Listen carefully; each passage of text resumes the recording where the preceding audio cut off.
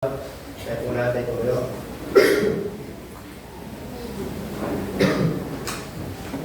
And I would like you to please open your Bible in the book of Philippians chapter 3. Philippians chapter 3, verse 14 down to verse 13 down to verse 14. Just two verses. And maging pagpapala itong sabi ng Apostle Pablo in verse 13 of Philippians chapter 3. Okay. Nakita niyo na po. Say amen. Amen. Ako, nung hindi pa ako tinawag ng Panginoon, lagi ako pumupusan ako.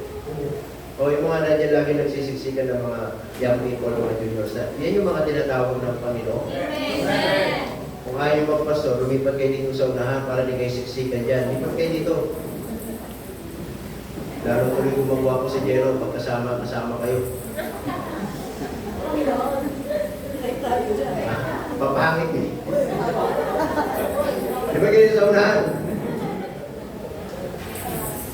Yung mga tinatawag ng Panginoon, yung mga ganyan na nagtatago, na nagsisiksikan sa likod. Diba?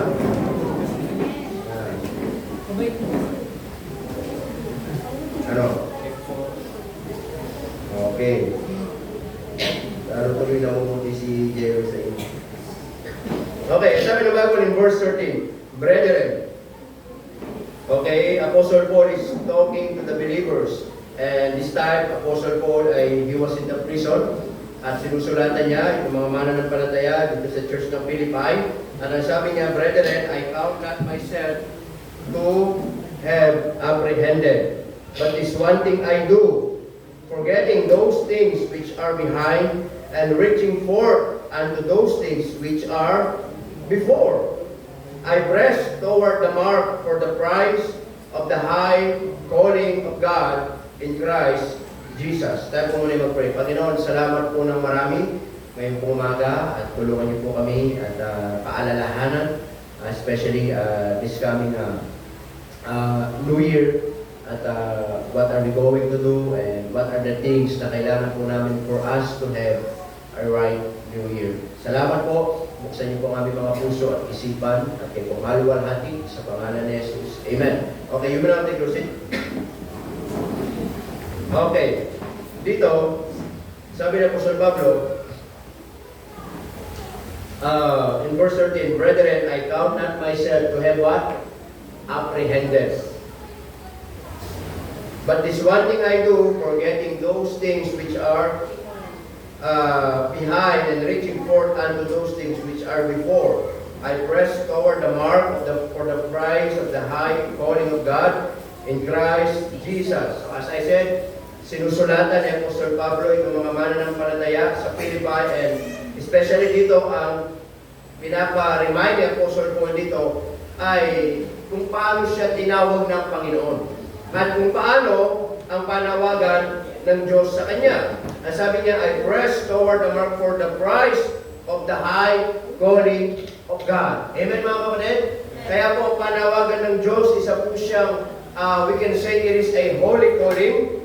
It is a higher calling. Amen mga kapatid? And it is also a heavenly calling. And verse 13, sabi niya, para masunod mo yung panawagan ng Diyos, sabi niya, I count not myself to have apprehended, but this one thing I do, forgetting those things which are behind. Kasi, sabi niya, mahirapan tayong magpatuloy, mahirapan kayong maglingkod, mahirapan kayong makapagsimula if you're still living in the past. Amen mga kapatid? If you're still allowing yourself na yung past ay binabalik ka sa nakaraan, inaadlangan ka hindi makapagakbang, magpatuloy, makapagakbang sa pananampalataya. Kaya ang sabi niya, forgetting those things which are behind. And thank God for the past na binigay ng Diyos sa atin. Doon sa mga past na yun, there's a lot of things na matututunan natin. Mga lessons, mga past na yun, na minsan may isip natin na napakabuti ng Panginoon na inalis tayo doon sa mga nakaraan na yon at inagay tayo ngayon sa ng Diyos dito sa panahon ngayon at para mangarap, para humagbang at para magpatuloy sa Panginoon. Amen mga kapatid? Kaya ngayong umaga, ay pag-aaralan po natin how to have a right New Year. Paano tayo magkakaroon ng isang, hindi lang basta New Year, tamang pagsaselebrasyon ng bagong taon. Amen po ba mga kapatid? Amen. Nangyari, saksa mo, nainitan niya tayo. Itunan mo lang. Diretso mo kasi. Oo. Hindi. Wala kasing ganyan sa inyo. Puro aircon lang sa bahay mo. Hawakan mo na lang. Tumatapos ako. Okay na. Dito. Namatay. Oo. Puro kasi kay aircon eh. Okay. Eh sabi ng Bible dyan, how to have a right New Year. Marami mga taong nagse-celebrate ng bagong taon. Pero, ano yung dahilan nila bakit sila nagse-celebrate? Yung iba, marami silang mga purpose o marami silang mga goal. Yung iba, gusto na, pag bagong taon, gusto na tumangkad. Totoo kaya yun? Ha? Totoo kaya pag bagong taon, kailangan tumalon para tumangkad? Kasi ume. Totoo ba yung ume? Hindi totoo yun, no? Oo. Nakailang beses ka nang tumalon, di ba? Kasi tayo. O baka si kay Rhea lang umubra. O, di ba? Hindi. Marami mga tao na mayroong mga New Year's resolution. Lalo na, pag pinag-usapan ng bisyo. Right. Bagong taon, hindi na ako iinom. Pero yung bagong taon na yun, yun ang kasagsagan ng inuman. Di ba? Alam niyo, ang Pasko at bagong taon, hindi pwedeng nawawala yung alak dyan. Hindi pwedeng nawawala yung mga happy-happy dyan, di ba? Pag Pasko, ang kasiyahan ng mga tao, inuman. Pag bagong taon, ang kasiyahan ay inuman. Hindi nawawala. Kaya, kung sasabihin nila na, hindi na ako iinom. Huwag kayo maniwala doon. Amen po ba mga kapatid? Magbabagong buhay na ako. Di ba? Ano po yung mga New Year's resolution na maraming mga tao? But at the end, makikita po natin, nag-fail sila dun sa mga New Year's resolution nila. Pero, tayo po bilang isang mananampalataya, kailangan nating maintindihan, for us to celebrate a right New Year, there are some things na kailangan nating i-consider para magkaroon tayo ng tunay na maging masaya ang bagong taon po natin. Tama mga kapatid? At ang kasiyahan, mga kapatid, ng salubungin natin ng bagong taon, hindi yan nakadepende sa mga bagay na nakapalibot sa atin. Yan ay nakadepende lagi sa puso natin. Tama? Kaya lang naman tayo nagkaroon ng bagong taon, especially the more na maingay, the more na, sabi nila, mas papasok ang swerte. Di ba? Nagsimula yan sa mga ano, di ba? Yan ang na-adapt natin sa mga Chinese people. The more na bagong taon, kailangan maingay. O, kaya yung tricycle, papalitan ko na ng chicken pipe yan para pag bagong taon. Di ba? Maingay talaga, no? Kami, pag bagong taon, dun sa lugar namin, dun sa Riles, dahil wala nang relisyon, tapos sinimento, ang ginagawa namin, nagkaroon kami ng yung gulong ng mga malalaking truck. Pag may nakita kami yung truck na nakapark, tatanggalan namin ng gulong. Yeah. Yung mga sa vulcanizing, kasi lalagarin namin yun. Pag nilagarin namin yun, lalagay namin lang ng paputok doon, mga 5-star, mga gano'n. Marami yun, puno yun. Tapos, sisindihan namin yun. Habang kinakalat ka yun, mula yun sa dulo-dulo. Yun na yung, kaya, taging tradisyon na lang yun. Tapos, lumabas na yung mga bagong papusto, papla, diba? Sa mga nakalulong papla, bawang, super lolo. Nung nagbago yung Yolanda, may paputok. Yolanda, meron pa nga, Goodbye Philippines. Malaki talaga. Oh, malaki talaga yung mga paputok, iba't iba. Talagang the more na malakas ang paputok, the more na papasok daw yung swerte. Tama ba pala? Hindi ako naniniwala. Kasi sa amin, merong tindahan ng paputok na sunog, minalas. Bakit? Nasunog ang tindahan ng paputok niya eh. O, wala siyang kita ngayon. Diba? Ano sisuratihin nyo? O, di po ba? Tapos yung mga Mga mga bata, yung mga... Kasi mga bata pa lang, may paputok lang namin doon, yung matusi. Yung matusi. Ha? Yung mahaba, tapos yung tinakaskas. O, marami pa nga namatay na, nakakalaso yun. Diba? Naalala nyo yun? Tapos yung baril-baril, bilog-bilog na yung binabala na gagawa kami ng bakal doon. Yung polo red yung lagayan, tapos pulpura siya na bilog-bilog na mali. Parang tablet yung bala niya. O, hindi nyo nabutan niya na, no? Hindi nyo ba nabutan yung mga yun? Sige yun. Tapos, wala kami pambili pa po ito. Namumulot kami ng mga pulbura ba? Mga nagpapaputok na hindi pumutok. O, yung mga delikado, kala mo hindi na pagpulot mo. Goodbye finger. Ano, ipunin na yung mga pulbura, lalagay namin sa bond paper, lalagay namin ng batong buhay, mabigat. Tapos pupunta kami sa mismong kalsada. At sum talaga, hindi lang putok yun. Sabog talaga yun. Makikita mo, malakas talaga. So, maraming mga tao na gano'n na i-celebrate yung Kapaskuhan. Pero sa atin, hindi tayo nag-celebrate ng gano'n tayo mag-celebrate. Amen mga kapatid? Now, paano tayo magkaroon ng tamang celebration sa Panginoon? Wala pong iba kundi ang gusto ng Diyos sa atin mga kapatid is to get right with God. Amen?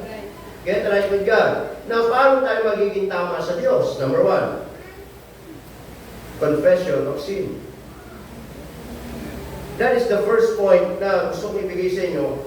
Hindi tayo magkakaroon ng tamang bagong taon. Hindi tayo magiging tama sa Diyos kung mayroong kasalanan sa puso natin. Amen. Hindi ba napakagandang maging New Year's resolution natin? Mga kapatid, hindi yung magbago tayo, binago na tayo ng Diyos, kundi tayo itama na natin ang buhay natin sa Diyos. Amen mga kapatid? Amen. That is the best thing that I can say so that we can maitama natin yung buhay natin sa Panginoon, and to get right with God, mga kapatid, is confession of sin. Tama? Kasalanan sa buhay natin, kasalanan sa puso natin. Yan yung mga bagay na kailangan alisin natin sa Panginoon. Para sa Panginoon. Because if we will still living in sin, then it is hard for you and it is hard for us to have a right New Year. It is hard for us to get right with God na matapos itong taon na to and expecting another year na maging masaya, but that is so impossible kung ngayon pa lang may kasalanan sa buhay natin, ayaw nating isuko sa Panginoon. Amen mga kapatid? Gusto mo maging tama ang bagong taon mo, itama mo yung puso mo. Gusto mo maging tama yung bagong taon mo, itama mo yung buhay mo sa Diyos. Amen mga kapatid? Alam niyo, napakabuti ng Panginoon. Amen po ba mga kapatid? Pag pinag-usapan natin ang kabutihan ng Diyos sa atin, there is no question on that. But pag pinag-usapan ang kabutihan natin, kung mabuti tayo sa Diyos, maraming tanong yan para sa atin. Amen po mga kapatid? Na ngayong taon, marami tayong mga bagay na nagawa sa Diyos na hindi tama. Amen po ba? Ngayong taon, maraming mga bagay sa buhay natin na hindi natin naayos para sa Panginoon. Pero mga bagay sa buhay natin na hindi naging okay sa harapan ng Diyos. Amen? Marami tayong mapupulan sa Panginoon at i-edit natin yun. Marami tayong mga bagay na pagpupulan sa Panginoon. Maraming mga bagay sa buhay natin na hindi natin nagawa ng tama sa Panginoon. Amen? Na ngayong taon, marahil matigas ang ulo natin. Ngayong taon, marahil pasaway tayo. Ngayong taon, marahil hindi tayo matapat sa Diyos. Marahil ngayong taon, namumuhay tayo sa kasalanan. Marahil ngayong taon, hindi tayo naging matapat, hindi tayo naging mabunga, hindi tayo naging effective para sa Panginoon. Pero, could you imagine on that? Kahit anong mga bagay na ginawa natin na hindi tama sa Diyos, buhay pa rin tayo. Binibigyan pa rin tayo ng Diyos ng pagkakataon. Pinapakita pa rin ng Diyos yung kanyang kabutihan. Pinapakita pa rin ng Diyos yung kanyang katapatan sa kabila ng ating mga kakulangan sa Kanya. Amen mga kapatid? Di ba tayo Papasalamat sa Diyos, in spite of our unfaithfulness to Him, still God is so gracious to us. God is so merciful. Amen po mga kapatid, God is so gracious. Napakahabag ng Diyos sa atin. And God wants us always to give us chances, many chances mga kapatid, na itama natin ang buhay natin sa Panginoon. Ano sabi ni David in the book of Psalms? If I regard iniquity in my heart, the Lord will not hear me. Marami baka ngayong taon, marami tayong mga prayers sa Diyos na hindi sinasagot ng Diyos. Walang problema sa Diyos, baka problema sa puso natin. Baka ngayong taon, as I said, mga kapatid, hindi na tayo nagiging masaya para sa Panginoon. Baka hindi na tayo nagiging masaya na maglingkod sa Diyos. Nawawala na yung joy of salvation. Nawawala na yung joy of service. Nawawala na yung katuwaan natin para sa mga bagay ng Panginoon. Kasi baka mayroong kasalanan sa puso natin. Amen mga kapatid? Kailan tayo naging matapat sa Diyos? Marami tayong pagkukulang sa Panginoon. Amen mga kapatid? Hindi natin pwedeng itanggi na wala tayong pagkukulang sa Diyos. Tama po ba? If you are a believer, if you are a child of God, ano yung mga bagay na pagkukulang natin sa Panginoon? Baka yung pagbabasa ng Biblia natin ngayong taon, napabayaan natin. Baka yung buhay pananalangin natin, napapabayaan natin. Amen mga kapatid? Sa pamilya natin, baka napapabayaan na natin. Yung relasyon natin bilang asawang lalaki. Relasyon natin bilang asawang babae. Relasyon ninyo, mga anak, sa inyong mga magulang. Baka masyado na matigas ang inyong mga ulo. The point is this, lahat tayo baka maraming pagkukulang sa Panginoon. But think about this, napakabuti ng Panginoon. Amen mga kapatid? Kaya, kung hihingin natin yung katapatan ng Diyos, mga kapatid, I wanna tell you this, kahit hindi mo hingin ang katapatan ng Diyos, matapat ang Diyos. Kailangan mo lang gawin, itama mo yung buhay mo, itama mo yung puso mo sa Panginoon. Amen mga kapatid? To get right with God, confession of sin. Is there any sin in your heart this morning? Meron ba mga kasalanan sa buhay natin? Meron ba mga pagkukulang? Meron ba mga bagay dyan na kailangan alisin? Meron mga bagay ba dyan na kailangan isuko sa Panginoon? Ang tanong, kailan mo yan isusuko sa Diyos? Baka yan yung mga bagay na yan yung naging dahilan para matatapos itong taon na to at nakita mo yung buhay mo ngayong taon na hindi ka ginamit ng Diyos. Na hindi ka naging effective para sa Panginoon. Amen mga kapatid? But I want to challenge you this morning, confess mo yung kasalanan mo na yan. I-confess mo yung mga bagay na meron ka sa puso mo. At ang Diyos ay matapat na magbibigay po ng kapatawaran po sa atin. Amen mga kapatid? Kaya nyo bang mag-celebrate ng bagong taon? May kasalanan sa puso. Amen po ba? Darating ang 2026, may kasalanan sa buhay. Darating ang 2027, may kasalanan na naman. Amen mga kapatid? Alam nyo, kapag gano'n ang buhay natin, gano'n ang puso natin, we will not become effective and fruitful to God. Amen mga kapatid? We will just live simply doon sa routine ng buhay natin. Amen mga kapatid? But you will never experience na ikaw yung kasiyahan na nandiyan sa puso mo. Tama?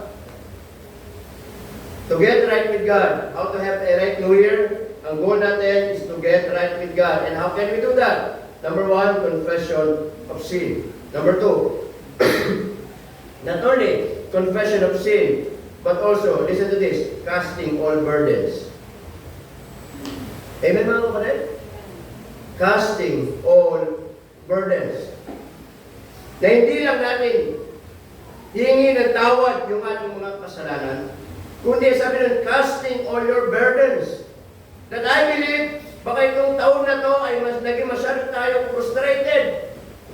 Baka itong taon na to, marahil masyado na tayong nagpasakop sa mga problema. Amen po ba? Masyado na tayong nagpayakap sa mga pagsubok. Na araw-araw nawawala na yung joy at ang napapalitan kundi kabigatan, problema, pagsubok. Kaya minsan, hindi natin ma-enjoy yung bagong taon na. Amen mga kapatid?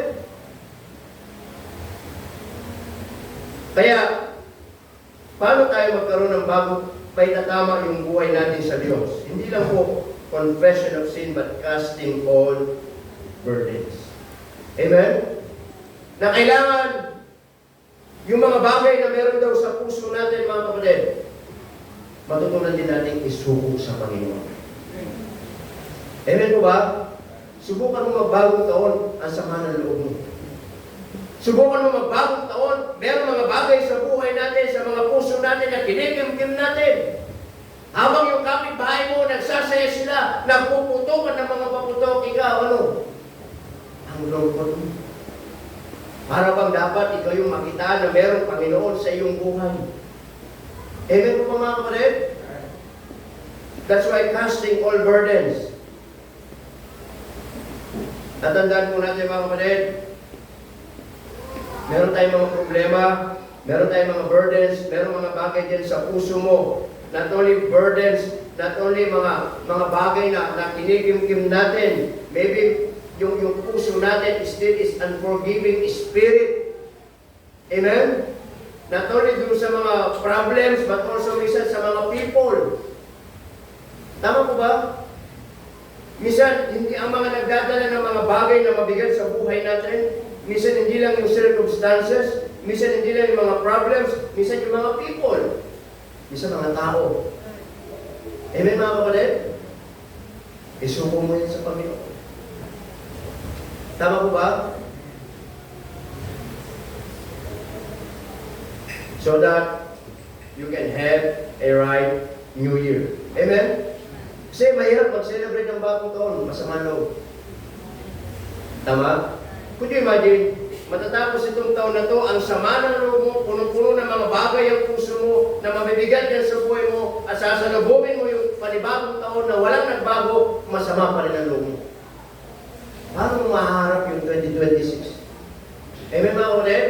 Kaya nga gusto ng Diyos, ngayong taon, i-confess natin yung sin natin. I-cast natin yung mga burdens natin so that maging malinis yung puso natin upang darating yung bagong taon, makakapagpuri tayo sa Panginoon. Makakapagpasalamat tayo sa Panginoon. May tataas natin ang Panginoon na wala pong mga bagay na mabigat sa buhay natin. Amen po ba mga kapatid? Casting all burdens. Ano yung mga bagay na nagpapabigat sa puso natin ngayong umaga? Meron po ba? But God wants us, mga kapatid, isuko natin yan. Amen po ba mga kapatid? Mas masarap sa pakiramdam sa lubungin ng bagong taon na tama ang puso natin. That you and God, alam mo sa sarili mo, ayos ka sa harapan ng Diyos. Amen po ba mga kapatid? Casting all burdens. And lastly, how to have the right New Year? Not only casting all burdens, but lastly, we must have a committed life. A committed life.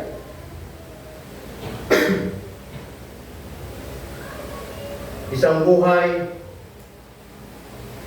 na hindi lang po malinis ang puso, kundi isang buhay, mga kapatid, na tama sa Panginoon. We must have a committed life. Amen mga kapatid?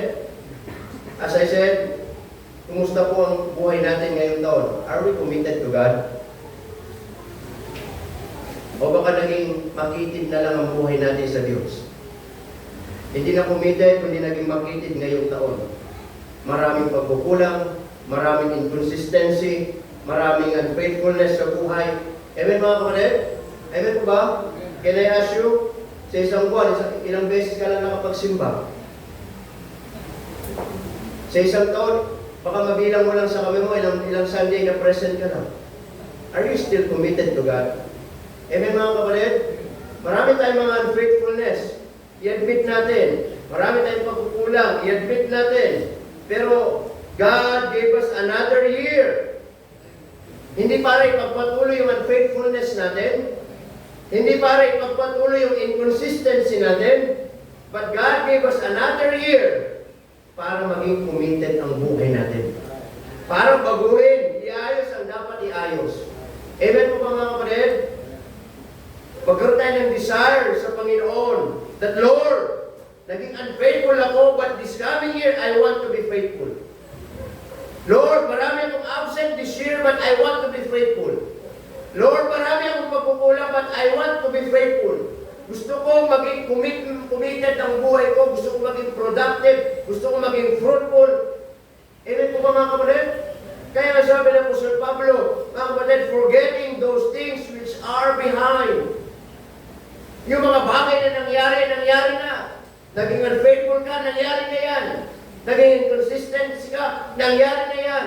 Hindi ka naglingkod, tapos na yan. Pero sabi ng Panginoon, sabi ng Apostol Pablo, and reaching forth unto those things which are behind. Pero pwede mong baguhin. Amen mga kapatid? Pwede mong baguhin. Tama? Marami ng taon na lumipas. Hanggang ngayon ba naman, unfaithful ka pa din? Marami ng taon ang lumipas. Hanggang ngayon ba naman, hindi ka pa rin matapas sa Diyos? Sayang ang taon na natatapos na hindi tayo nagiging committed sa Panginoon. Amen po mga kapatid? Salamat tayo, binibigyan tayo ng Diyos ng panibagong taon para maglingkod sa Kanya. Para magtapat, para ayusin ang buhay po natin. Amen po ba mga kapatid? So how to have a right New Year? Paano natin may tatama ang paano tayo magkaroon ng bagong taon? Paano natin salubungin ang bagong taon bilang isang mananampalataya? Kailangan magkaroon tayo ng goal. Magkaroon tayo ng objective sa buhay po natin. And that objective is this: get right with God. Amen po ba? Get right with God. Paano mangyayari yun? Number 1, confession of sin. You will never enjoy, your Christian life. Kahit ilang taon pa ang magpalit-palit, hanggang may kasalanan dyan sa puso mo, hindi mo may enjoy ang buhay mo. You will never enjoy what is the real meaning of Christianity. You will never enjoy kung paano ang Diyos kumilos sa buhay mo. Amen? Number 2, casting all burdens. Merong mga bagay ba dyan nagiging dahilan para maging mabigat sa puso mo? Alisin mo. Amen mga kapatid? Isuko mo sa Panginoon. And number 3, you must have committed life. Marami tayong mga unfaithfulness, then the end is not yet over. Amen mga kapatid? There is another year. 2026 is coming. Another hope, another journey. Amen po ba? Ang tanong, anong gagawin mo sa buhay mo na yan? Ganun pa rin ba? Kung anong naging buhay mo ng 2025, ganun din ba magiging buhay mo ng 2026? Sana, mga kapatid, kung marami tayong unfaithfulness this 2025, baguhin natin yung 2026. Sabi natin, Panginoon, help me to have a committed life. Amen po ba mga kapatid? But, at the end, as I said, marami tayong mga bagay na hindi nagawa, marahil mga pangako sa Panginoon na hindi natupad, mga paglilingkod na hindi nagawa, mga bagay na hindi natin naiayos sa harapan ng Diyos, pero hindi pa tayo nagtataka, napakabuti pa rin ng Panginoon. Amen mga kapatid? In spite of our deficiency and faithfulness, still, God is so good to us. Can I ask you this morning, pinabayaan ba tayo ng Diyos ngayong taon? Nagkulang ba ang Diyos sa atin? Amen mga kapatid? Sa kabila ng mga pagkukulang natin, tanong ko, nagkulang ba ang Diyos sa iyo? Sa kabila ng ating hindi magiging matapat, hindi ba naging matapat ang Diyos sa iyo? Di ba dapat magpasalamat tayo sa Panginoon? Amen po ba mga kapatid? Ang Diyos pa rin ay napakatapat. Ang Diyos pa rin ay napakabuti. We can praise the Lord, amen? We can worship Him. Tama? na sa kabila ng mga bagay na kulang sa atin, ang Diyos ang nagpupuno. Amen po ba mga kapatid? At wala tayong ibang gagawin kundi magpasalamat sa Panginoon. And as we close, sabi ng Bible in Psalms 116 in verse 12. Psalms 116 in verse 12. Huwag yung verse 11 ha, paborito ng mga babae yan.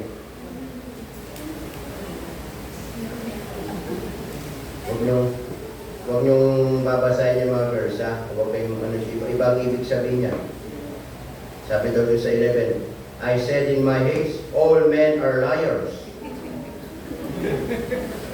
Mga favorite verse ng mga girls yan eh. Hindi po kami sinungaling. Okay, anyway, in verse 12, ano sabi ng Bible dyan? Ano sabi ni David? Ano sabi niya? What shall I render unto the Lord for all His benefits toward me? Sabi ko mga kapatid, ano naman yung maibabalik ko sa Panginoon? Sa kabila ng lahat ng niyang kabutihan sa buhay ko. Amen mga kapatid?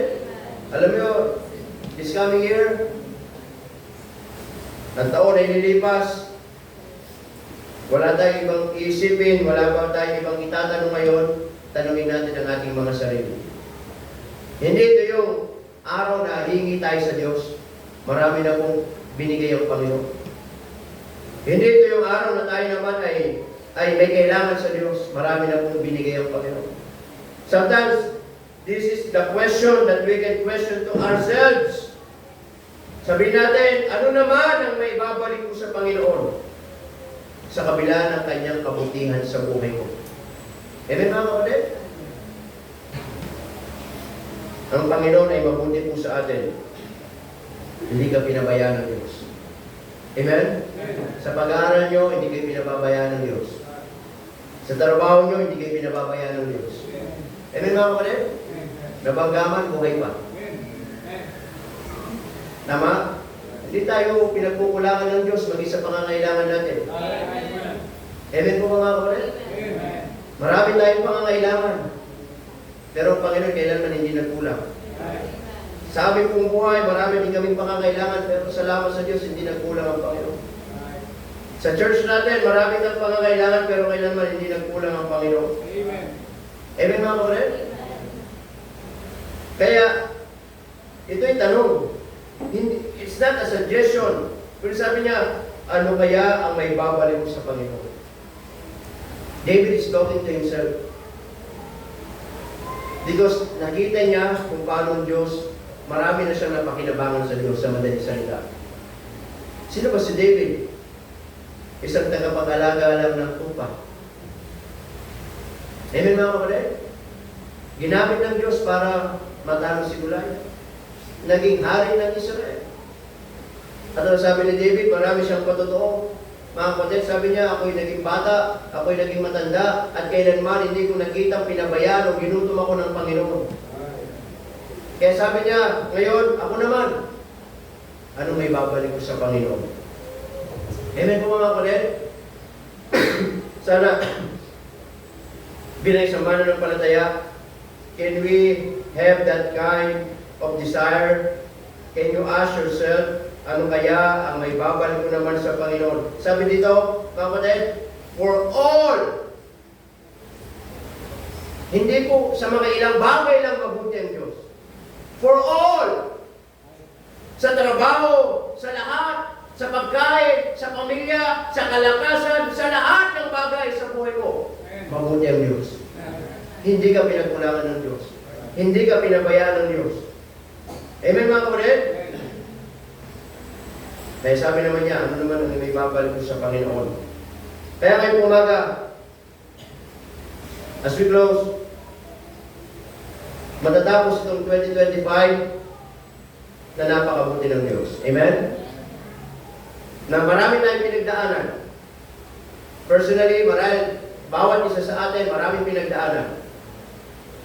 Pero salamat sa Diyos, sa bawat pinagdaanan nyo na yan, nandito ka pa rin nagpapatuloy. Hindi lahat ng mga may pinagdadaanan nagpapatuloy. Yung iba, sumusuko. Yung iba, umihinto. Yung iba, nagpapatalo. Pero ikaw, marami kang pinagdaanan, nagpapatuloy ka pa rin. Amen mga kapatid?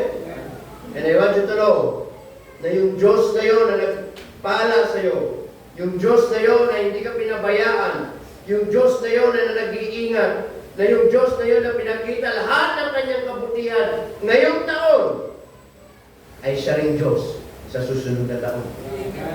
Amen mga kapatid? Kaya po, how to have a right New Year. Our goal, our objective, get right with God. Amen. Number one, paano mangyayari? Confession of sin. Kailanman hindi tayo magiging masaya hanggang may kasalanan sa puso natin. Number two, casting all burdens. Tanggalin lahat na nagpapabigat yan. Sana ngayong taon, iwan mo na rin yung mga nagpapabigat na yan. Para pagdating ng 2026, panibagong journey, panibagong puso, panibagong buhay, panibagong pagkakataon, panibagong pribileyo, oportunidad, na yung puso mo magaan na maglingkod sa Panginoon. Amen? And lastly, committed life. Amen po mga kapatid? Sana panalangin natin sa Diyos, Lord, in spite of our unfaithfulness this year, gusto kong maging committed ako ngayon. Amen mga kapatid? Gusto ko ngayon maging matapat, maglingkod, magpuri, at maging tama ang buhay ko ngayong 2026. Amen mga kapatid? Dahil kung lahat ito tumayo, at yung manalangin, let's pray. Panginoon, marami pong salamat ngayong pong umaga. We thank you, Lord, for this opportunity na pinagkaroon po sa amin. Salamat po muli sa paalala po ninyo, sa mga salita po ninyo. How to have a right New Year. Panginoon, patawarin niyo po kami na matatapos itong taon na to. Alam po namin sa sarili namin, marami po kaming pagkukulang. Marami po mga bagay na nagawa namin na hindi tama. Mga desisyon na kami lang nasunod. Mga napabayaan ang aming pong mga spiritual na buhay. Napabayaan ang aming nagkikipag-usap sa inyo. At marami pa pong iba.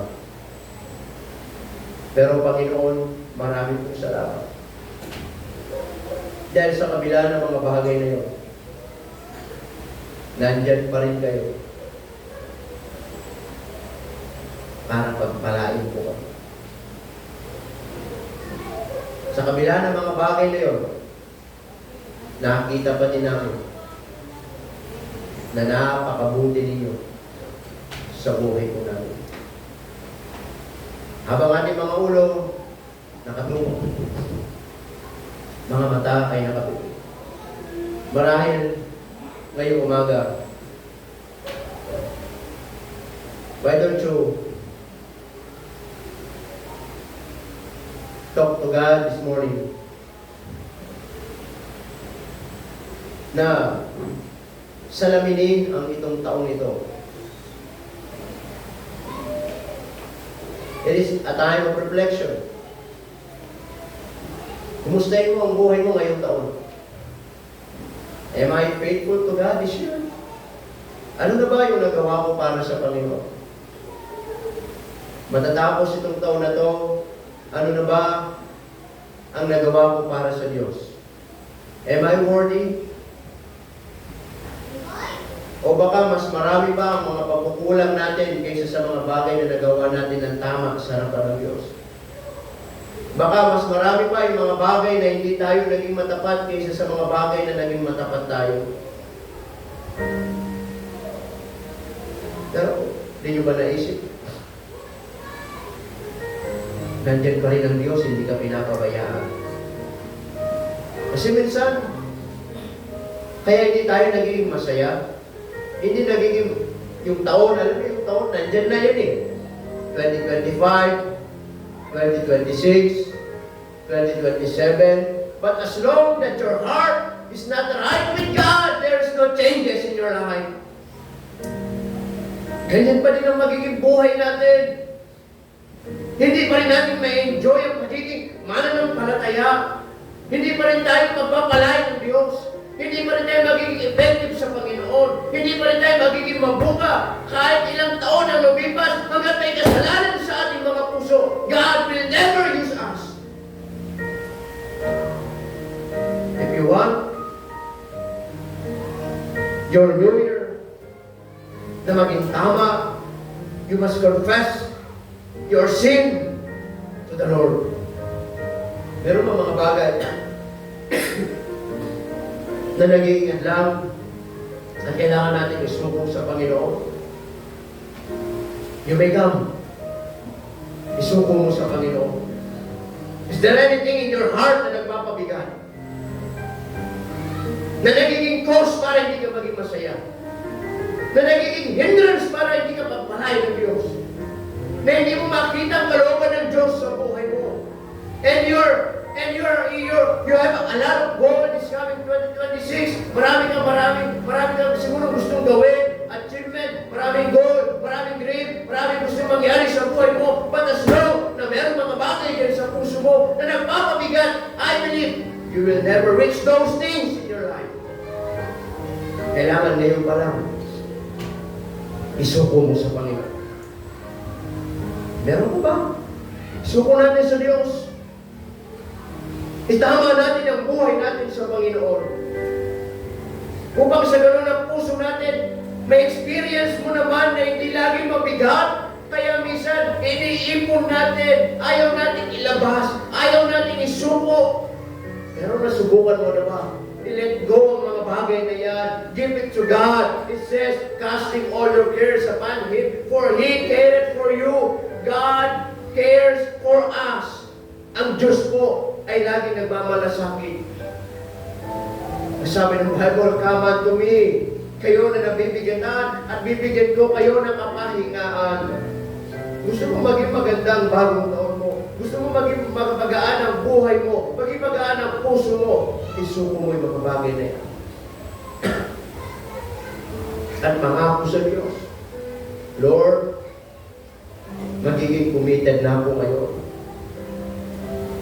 Na maraming mga bagay sa buhay ko na itong taon, naging fail ako sa mga pangako ko sa inyo. Sa mga commitment ko sa church, naging failure ako. Sa commitment ko sa ministry, naging failure ako. But Lord, help me Lord this coming year. I want to make a vow to you. Make my life a committed life. Gusto kong itama mga bagay na dapat kong itama. At kung yan ang panalangin mo, you may come. Anything na gusto mong ilapit, ipanalangin mo sa Diyos. Ipagpasalamat mo sa Diyos ngayong umaga. Could you imagine, ang dami nating pinagdaanan, ang dami ninyong mga journey sa buhay, maybe ups and down, minsan masaya, minsan malungkot, minsan sagana, minsan wala, minsan may mga problema, minsan problema pang pamilya, problema mga personal issue, ano man. Pero could you imagine, sa kabila ng lahat ng mga bagay na yun, hindi ka pinabayaan ng Diyos. Nandiyan ka pa rin. Nagpapatuloy, naglilingkod, nagpupuri sa Panginoon. At sana ngayong darating na bagong taon, magkaroon tayo ng tamang pagsiselebrasyon ng bagong taon. Hindi ito sa New Year's resolution, hindi ito kung paano mga tao mangako, kundi ito ay nagsisimula kung paano natin itama ang buhay natin sa harapan ng Diyos. At kung paano mangyayari yun, you must confess your sin. You must consider casting all burdens. Anything na nagpapabigat dyan sa puso mo, tanggalin mo. and have a committed life. Maging commitment, maging consistent, yung ating pamumuhay, na hindi na tayo lagi ang masunod, kundi ang Panginoon na siya maluwalhati natin. Iyon ang mga tamang mga bagay para masabi natin, tama ang ating bagong taon. Panginoon, marami pong salamat for reminding us through your word. I pray na mga salita ninyo ay naging paalala at naging pagpapala sa buhay ng bawat isa po sa amin. Tunay, O Diyos, ano man ang mga bagay na naranasan namin, wala pa rin kami ibang masasabi, kundi you are so good to us. Salamat, Panginoon, na matatapos itong taon na ito.